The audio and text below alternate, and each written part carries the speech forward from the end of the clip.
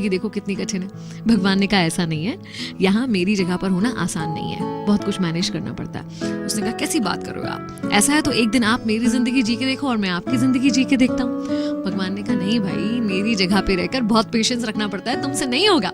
उसने कहा जरूर होगा, आप मुझे मौका दो, आप जो कहोगे जैसा कहोगे करूंगा, लेकिन एक दिन के लिए मुझे भगवान बनने दो और आप एक साधारण इंसान बन के जी के देखो। भगवान मान गए, लेकिन भगवान ने कंडीशन रखी कि बहुत सारे लोग आएंगे, तुमसे कुछ भी कहेंगे, लेकिन तुम्हें रिएक्ट नहीं करना है। वो तुमसे चाहे प्रार्थना करें, चाहे तुम्हें अच्छा बोले बुरा बोले, तुम्हें सीधे खड़े रहना है, ना तुम्हें कुछ बोलना है, ना अपनी जगह से हिलना है, बिल्कुल मूर्ति की तरह ही खड़े रहना। उसने कहा ठीक है, इसमें कौन सी बड़ी बात है, मैं कर लूंगा।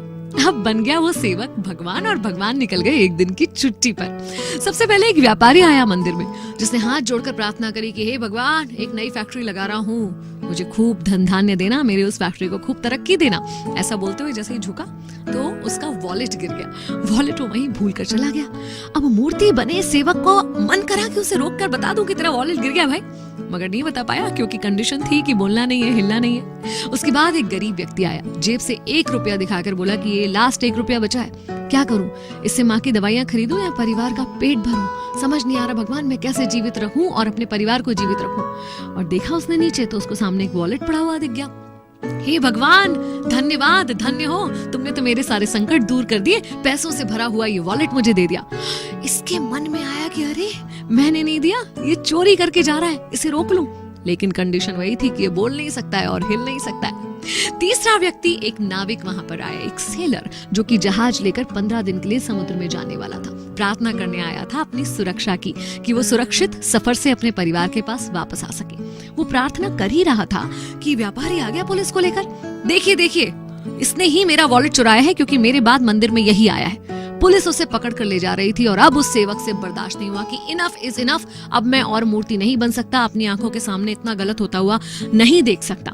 उसने कहा कि ये बिल्कुल गलत है, इसका जो बटुआ है वो उस गरीब व्यक्ति ने चुराया है, मैं भगवान हूँ, मैं बता रहा हूँ। पुलिस ने भगवान की बात तो माननी ही थी, उस गरीब व्यक्ति को पुलिस पकड़ कर ले गई। शाम हुई, जब भगवान आए तो उसने बड़े गर्व से बताया कि मैंने एक अन्याय होने से रोका इस तरह से। भगवान ने कहा हे राम, तूने तो सारा बंटाधार कर दिया, मेरी प्लानिंग का कचरा कर दिया। वो जो धनी व्यक्ति आया था, उसने बहुत कुकर्म करके, काले कर्म करके पैसे को कमाया है। अगर उसका पैसा एक गरीब व्यक्ति के काम आता तो उसके पाप थोड़े कम हो जाते। उस गरीब के परिवार में कुछ पैसा आने से उसका परिवार पल पाता। और ये जो नाविक जिसे तुमने समुद्र में भेज दिया ना, वहाँ बहुत बड़ा तूफान आने वाला है, इतना बड़ा तूफान जिससे जिंदा बचकर आ नहीं सकता। अगर वो जेल चला जाता 15 दिन के लिए तो उसकी जान बच जाती।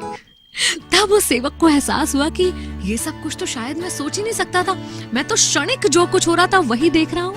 और यही हम और आप भी करते हैं, ऊपर वाले की उस लंबी प्लानिंग को समझ नहीं पाते। कुछ क्षणों के लिए जो चीजें हमें लगती हैं कि हमारे साथ गलत हो रही हैं, एक्चुअली उसके पीछे भगवान का कुछ बड़ा अच्छा सा प्लान छुपा होता है। याद रखिए, अगर ये आपकी मर्जी से नहीं हो रहा है ना, तो ये भगवान की मर्जी से हो रहा है, और जो कुछ भगवान की मर्जी से होता है वो बहुत अच्छा होता है।